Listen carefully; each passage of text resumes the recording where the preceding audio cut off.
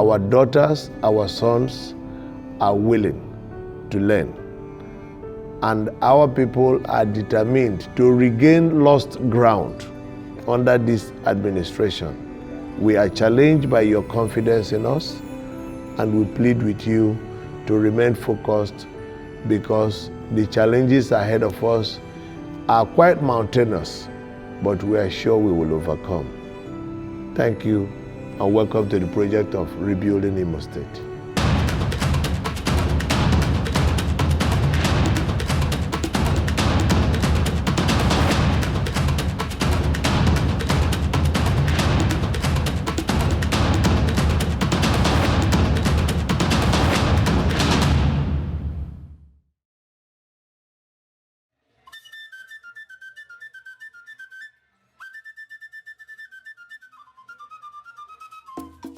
Imo State is a land endowed with culture, tradition, spirit, a vibrant population of diverse productive potentials, a land rich in mineral resources, attributes that have the capacity to make her one of the leading states in the southeast of Nigeria, West Africa. Created on 1st October 1976, Imo State has continued to be the home of intellectual minds and great innovation. However, we have seen leadership after leadership, year after year, the need to bring Imo to the fore, and that could only happen through good leadership. It is an irony of fate that upon her obvious positive attributes, Imo State in times past, especially in the past 8 years, was saddled with despair, arising from her awkward reality of a string of administrations that left her in coma, obtuse, largely underdeveloped, and lacking in human capacity development. The Imo State we met was an Imo State never to have been seen, raped, deprived, abused, a revolting spectacle in the sight of God and man. This is our story.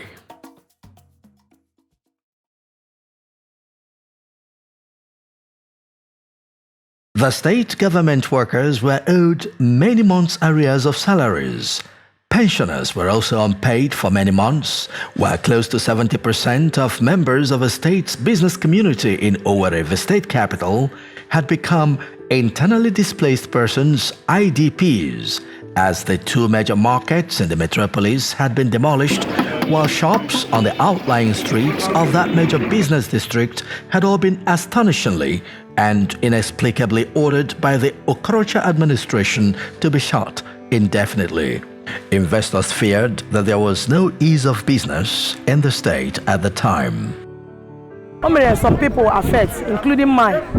So him here before Gary, and I know closer this side. So before I be acquired, so he makes only everybody affected. And then in the Mona on this line, I was in deep rap. So Mona Halaba knows again, and they were pushing everybody push here. I got to another place. So I was in more, only was only no guy here. I managed to get with my barrel.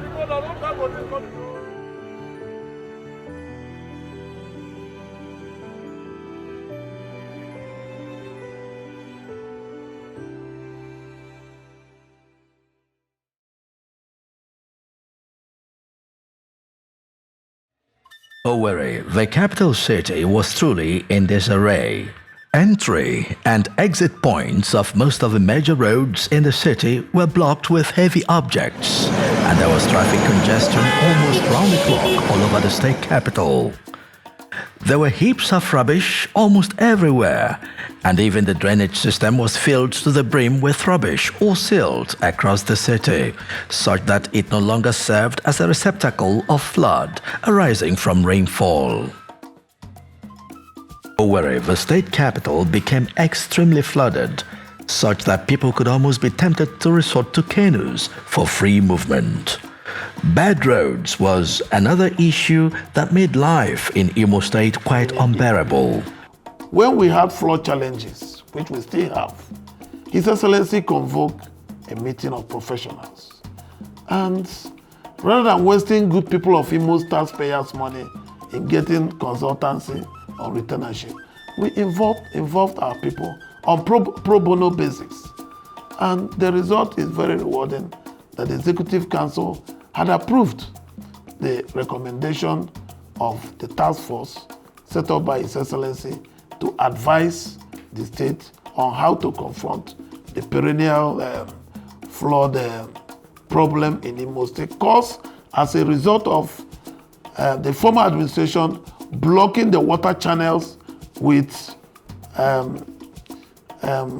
construction of buildings that were not in the Umoren master plan. This we intend to tackle head on. The administration of His Excellency Right Honorable Emeka Ihedioha, CON and KSC, found and met a very dilapidated road infrastructure. On assumption of office, I had the opportunity to go around, and it has been a very difficult one to ascertain. Luckily, we had to partner with the Nigerian Society of Engineers and the Council for the Regulation of Engineering Practice here in Nigeria, Umoren. We also met with so many other professionals who also came and had a tour of some of these infrastructures that are dilapidated. And the report we had is very, very discouraging. Most of the roads are not in good shape. Even the bridges have started to cave in. Economic hubs of the state had virtually collapsed, with the value chains they could have created non-existent. With opportunities so dwindled, people despaired, the crime rate soared. Virtually every sector was in such a horrible state that it was clear that Imo had for years and months painfully endured what was clearly a failed government.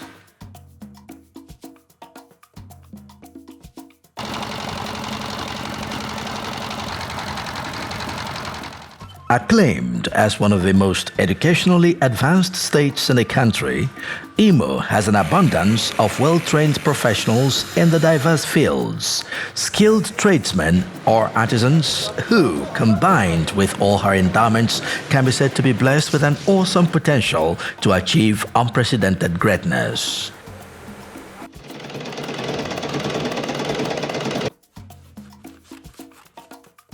But in a sad twist of fate, the state has over time been the victim of bad governance. The last experience of such by Imolites was during the past administration. The previous administration had deceived the people of Imo State and Nigerians as a whole that it was offering free education. But that was nothing near the truth, because in Imo State University, students there were made to pay an acceptance fee of 70,000 naira and an ancillary fee of 19,500. By the time you compute the ancillary fee over a period of 4 years for those who are doing a 4-year course, or 5 years for those who are doing a 5-year course, and add it to the 70,000 acceptance fee, and you divide it over the years, you find out that students in Imo State University were paying far much more fees than they were before the government of Etelba to Krocha came into power. We met a state where the former governor bequeathed 4 universities to Imo State. That should not be the priority of this administration. Go to Imo State University. After over 20 years, Imo State University is in its temporary site. And over 80% of structures in that school were procured through TED Fund. So what is the rationale of setting up 4 additional universities? What does the immediate past administration intend to achieve? The government has set up a panel, and the panel had advised the government appropriately. We intend to rationalize. We intend to make some of those schools campuses of existing Imo State University, and to ensure that we have value for our money. Ensure that development and educational institutions are brought closer to the doorsteps of good people of Imo State. Imo people are of the view that one of the worst experiences of the state at the hands of former Governor Rocha Sokorocha was the fact that he used his personal companies in executing government road and other infrastructural contracts, defeating or blocking the existence or purpose of integrity checks or compliant measures. Imo witnessed an obvious, unchecked maximization of profit at the expense of quality. The result? Poorly constructed government buildings, most of which today are death traps, threatening to collapse. Go around the state. Infrastructure had completely collapsed. Roads had degraded. Roads were impassable. Even the roads that were told were newly constructed had degraded completely. Most of them were impassable. Just go to the area they call first inland road, second inland road. Those areas, you can see parts of those roads had caved in. So infrastructure had collapsed. I'm sure you will also be privileged to visit the Mboe Bridge, because it's only in Imo State where flyovers are built with just blocks. It's only in Imo State where you see that bridges are built without any rods, no iron, nothing, you know. So, and that's why Mboe Bridge has collapsed. And several other bridges have collapsed. Look at the one along Nekede Road, the bridge also has collapsed. So Imo State is in disaster. This is a place, a state in complete, total, absolute, comprehensive ruins. And the tragedy of Imo State having easily the worst dilapidated road network in Nigeria today. Of note is that His Excellency has given directives that most of these potholes be corrected. And we have sprung out forms. We also made proposals, and he funded it immediately. He wanted Imo people to enjoy the good, at least palliative measures to be done on this road. The Imo State House of Assembly, the legislative arm of the state government, suffered executive interference which made her appear to be unduly subordinated to the past administration, rendering useless the democratic ideal of balance of power, while the state legislators were starved of their service entitlements, forcing them to bow to the whims and caprices of that administration, which circumstance aided the executive recklessness and impunity in the midst of which Imo people greatly suffered. Even the premises of the House of Assembly was a shameful picture of rot and filth.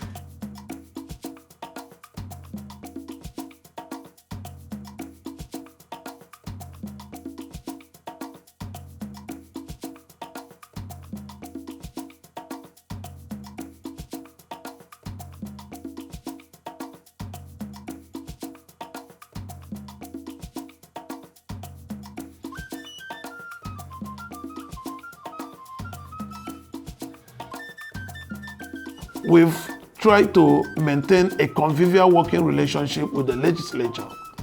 You recall, in the previous administration, the legislature take instruction from the executive. They sit when the governor wants them to sit. Now we have legislature well inaugurated without any interference from His Excellency the Governor of Imo State. We wish and hope that they will continue with their robust debate, which will take Imo to the next level. We believe that as an arm of government, that they should be independent, and they will only engage Imo people on issues that will affect them and not for their personal aggrandizement. The seasoned parliamentarian, he knows it all. Because I've been in the House of Rep for 3 good terms. And I've done so well. He has been deputy speaker at the time, speaker of that same house. So there's nothing about the parliament he does not know. I know his faculty very well. But has the so well. So we're glad, I'm especially happy with my colleagues in that house. They have done so very well. They're so well. They're so men that I cannot be matched with. If you come during that debate, you know that we have a robust house that cannot be beaten anywhere in Nigeria. In fact, my house is one that is great. I'm yet to see any house in the entire Nigeria that can compete effectively with this house. Because during our debate, you see it all. That all of them are given adequate time to pour out their mind and make robust debate. I'm glad I met people who can work, but they prefer to work. Who knows the onions? I watch it all. I watch the House of Assemblies from West, Southwest, Southeast, North. I will work with all of them. And I believe mine is the best. I'm yet to see any assembly that can say that they've done better than us. As of today, Night House of Imo State still remains the best. And I'm sure we are going to carry it up if it's time of tournament, because my people are always resting. We work morning, afternoon, night. So it's a house that is well blessed with all brand of men of all field. So I'm glad I have the house. Since inauguration, we've had over 50 bills introduced on the floor of the House, with over 40 affirmed. And the House has passed 6 bills into law, which the governor has assented to. So I must say that we have a very vibrant House. The members are very interested in what is going on. We have very robust debates, which is a bit different from what used to happen in the House of Assembly previously. Members are allowed to express themselves, and after very robust debates, before a bill comes out, you know that it has gone through real legislative action. I have been a speaker. I was speaker in the 3rd House. So I'm in a good position to say that this House is doing very, very well compared to others, both in the states, their predecessors, and all over the country. I've followed the legislature, I've been part of the legislature since 1999, so I know what I'm talking. So the House is doing very well. It's a record to pass this number of bills. It's a record for the government to have presented this number of bills also. We presented more than this, but these have been passed. It's a record you can check anywhere in the country. It will be difficult for a government that is just doing 3 months. All these are executive bills. To have 8 bills passed. This assembly has so many passed. The previous assembly did 1 or 2. So you can see it. So that is, I think we've really done well. We have laid the foundation for due process. We've laid the foundation for, the governors believe in the rule of law.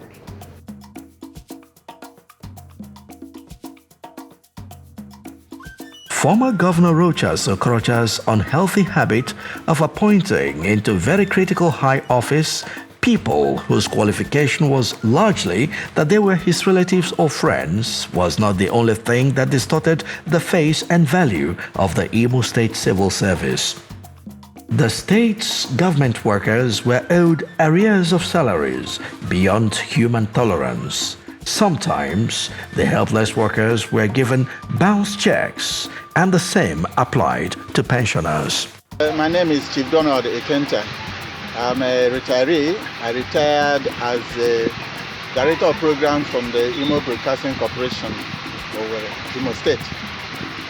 To talk about our experience as pensioners, for me, it's like taking me back to Egypt. It's like reminding me of the trauma we have gone through all these years.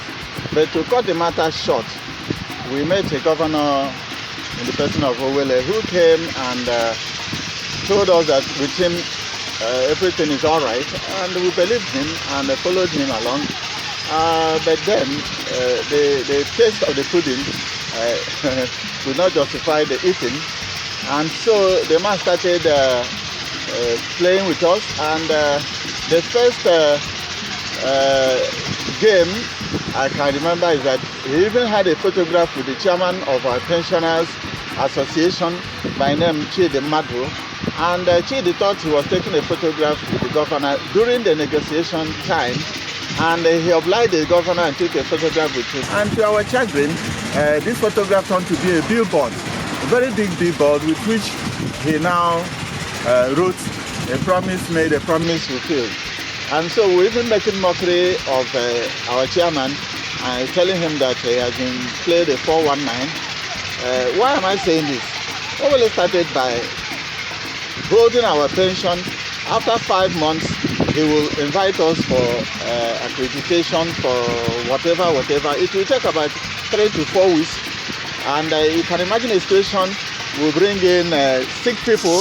A lot of people were brought in hammock, and they will spend the whole day with the people who are asked to give us a re-evaluation, on and on and on. And each time this happens, we will have a feeling that at the end of this accreditation, something will come our way. At the end of which, nothing will come, and he will drag us again to about 4 or 5 months, and then we'll start again.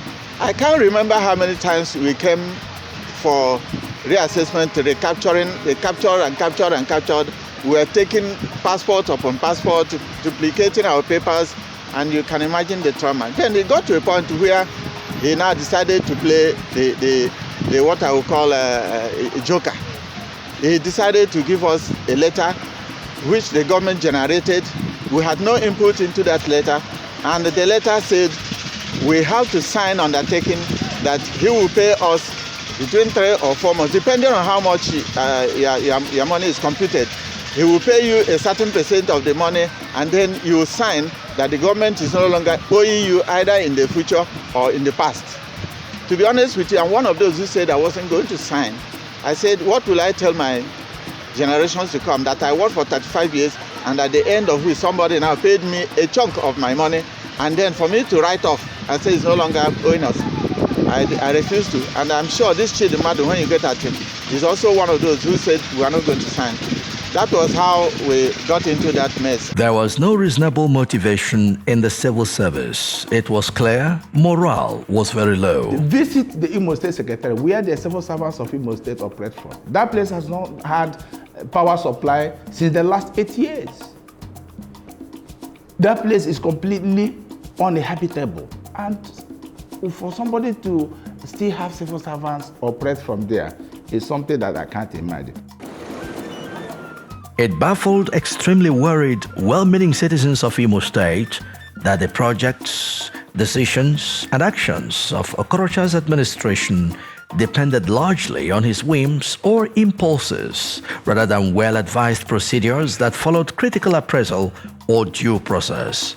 And the most painful thing is that he demolished, and not just demolished, he removed all the marks so that you will not be able to know where your own started or where your own ended, you know.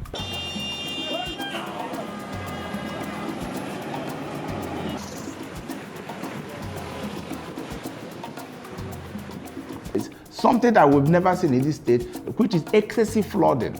The entire capital city, when it rains, is almost about to be washed off. And what is the cause? Because of constructions that were done in this state without design. Because once you build roads without design, once roads are not properly constructed, definitely there are bound to be consequences. And that is what we're witnessing today in Umoren with the massive flooding. The dangers were later to show.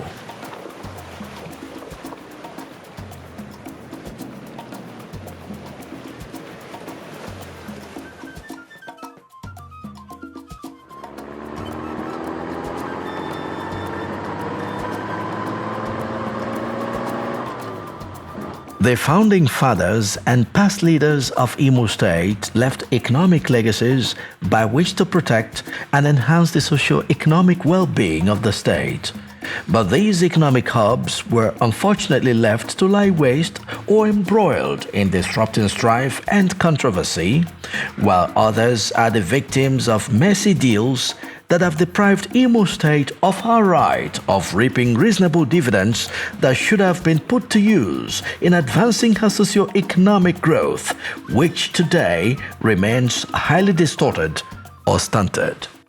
Financial profligacy and white elephant projects.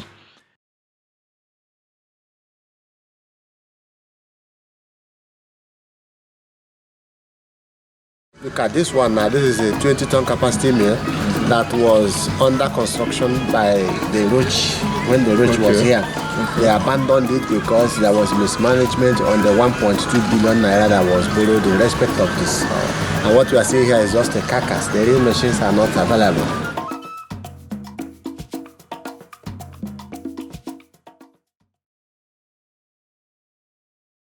Financial profligacy and white elephant projects. The white elephant projects and financial profligacy of the past administration is one major disaster that has left a deep injury on Imo State that will be very hard to heal.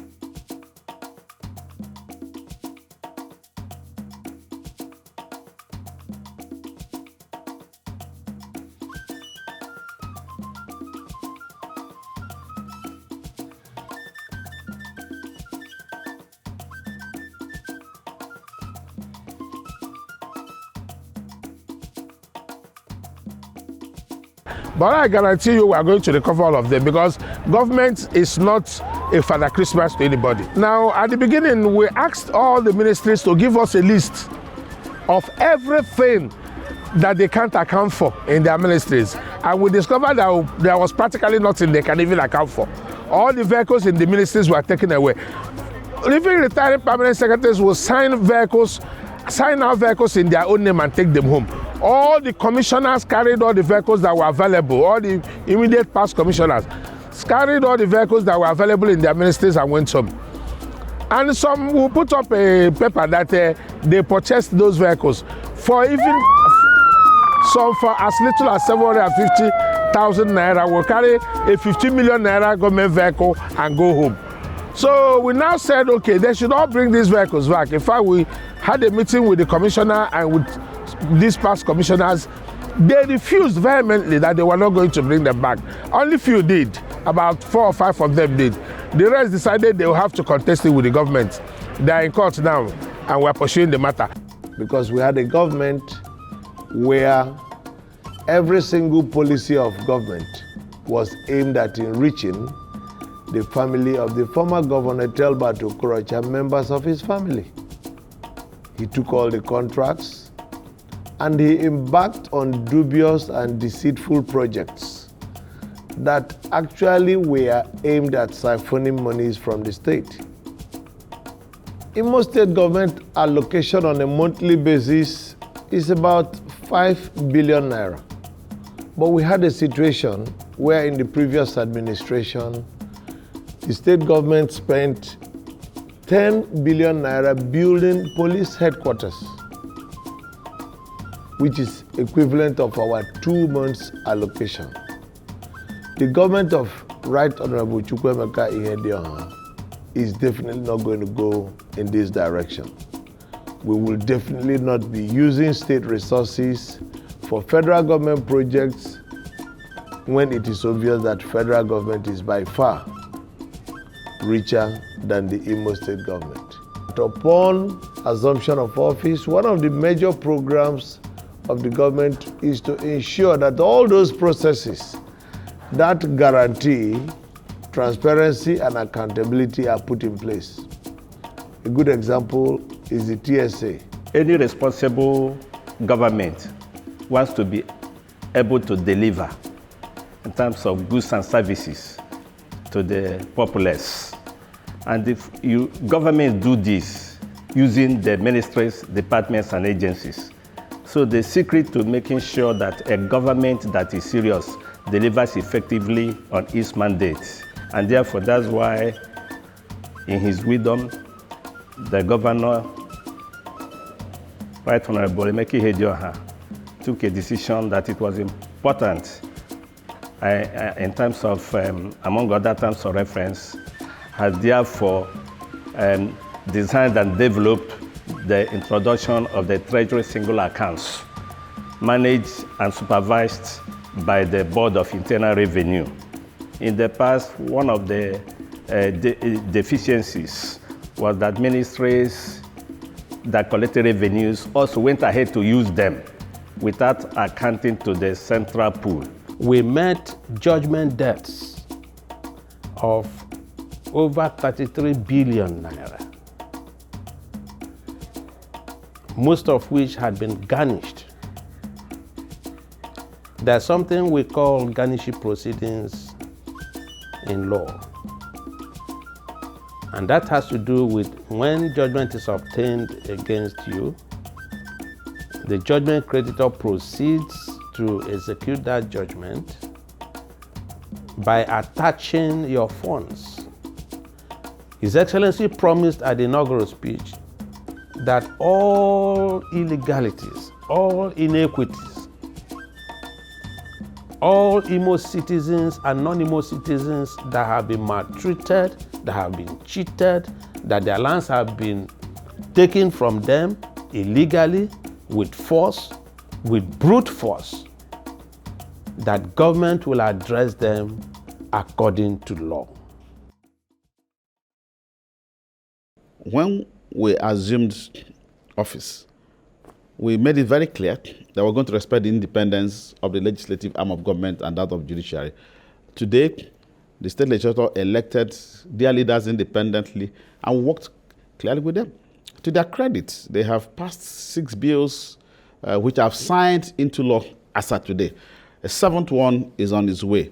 And I think this is a record by all standards. I mean, having been at national legislature for 12 years, and I understand what it means to pass a bill, to go through first, second, and third readings, including input from the public, and they have made laws for the good governance of our state. And I'm indeed very proud of the healthy relationship that we have. And don't forget that this is a legislature that is populated by both the party in government and parties in opposition. And we're working harmoniously because they are seeing transparency and they are noticing that for me and for us, we're running a government of the people, for the people, and by the people. So I wish, I want to enjoin Imolites to continue to have confidence in our state, to be less distracted, because distractions obviously will not take us to where we intend to go. I am certain that the process we'll set in place will take care of issues of distractions. However, we're focused because we are in a hurry to get Imo out of the works, out of the woods. We're in a hurry to reclaim our state. We're in a hurry to rebuild our state. Unfortunately, we have challenges of funding. Do not forget that the administration we succeeded had the privilege of receiving bailout funds. It is obvious to us that those bailout funds were applied in breach of the intentment of the federal government. I believe that the president had good intentions, the federal administration had good intentions to avail states of the use of bailout funds. Unfortunately, we are going to repay these bailout funds. We're going to pay for these funds because they are not dashes, there are no grants. And I am sure we'll ask critical questions as to how these funds were utilized. If the funds were not used for the good of people, it means that we must justify the expenditure. Now, with a huge civil service base, with a huge population of pensioners that we have to deal with, the state is left with very little to run its administration. And so what do? We have to recreate the Imo economy. That's why we're looking at agriculture as an alternative source of revenue generation. And of course, we're looking at other sectors, and we are opening our state up. And luckily, Imolites from different walks of life on different parts of the Federation are beginning to think home and thinking of Imo. And because we're creating an environment that is competitive and creating an environment that is inviting, creating an environment that gives confidence, they're beginning to get back. I'm sure in the months to come, you'll be proud yet again to be an Imo citizen.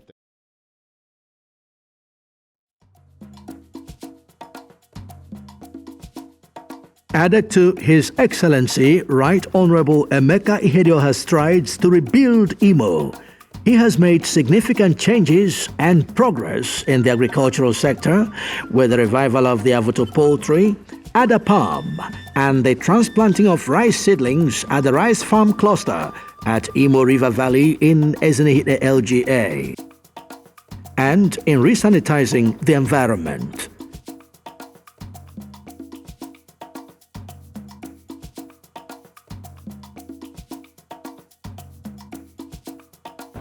We met an Imo that was in a bad shape, weeds all over the place. The trees we had before, most of them were cut down by the last administration and put in pillars and concrete. But His Excellency's vision is that Imo should go green. So we have decided to reclaiming our veggies. Like back behind me, you see our veg. Most parts of the city has been reclaimed like this. With the trees planted, so far we have done close to 5,000 trees in less than 2 months in office. And our vision is to see if we can do 200,000 trees before end of 4 years. We have also imbibed in Imo people the need for them to green their houses, recover their veggies, plant trees. And that is actually going on, is catching on very quick. The power sector, where work stopped for a long period, and the governor has reinstated the workers for work to commence afresh, while going further to inspect the site, as well as commission 100 solar panels in rural areas that were installed by the Japanese embassy in Nigeria. giant strides have also been made in the health sector.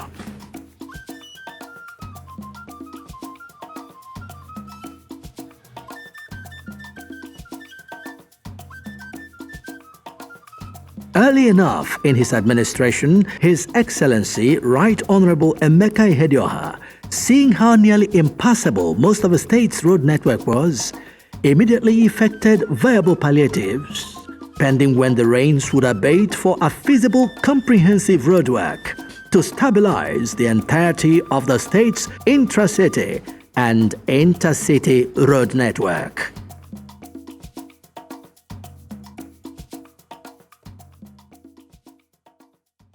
So with what we've put down here already, the people of this area should be rest assured that this project is going to last. It's going to stand the test of time.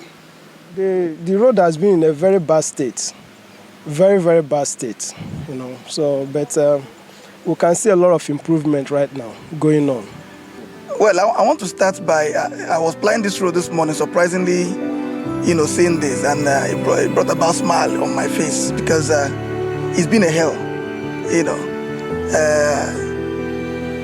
We've experienced a hell of things on this road. We've experienced a lot of gallop. I change my shock almost every 2 or 3 months. Impressionistically, the past government will bring red mud and pour on it. So we use it for about 2 weeks, and it goes bad again. So it's really, I'm really happy seeing this morning. It came to no one as a surprise the way he has surmounted the challenges and made tremendous progress within so short a time in his young administration. It is clearly a wedlock of capacity and focus. After hearing from the horse's mouth and feeling the pulse of the people, it is clear to see the buoyancy of the people's joy that Imo has been brought from the ashes of despair back on the path of recovery and progress. The rebuilt Imo train is right on track. Glory be to God, and long live Imo State.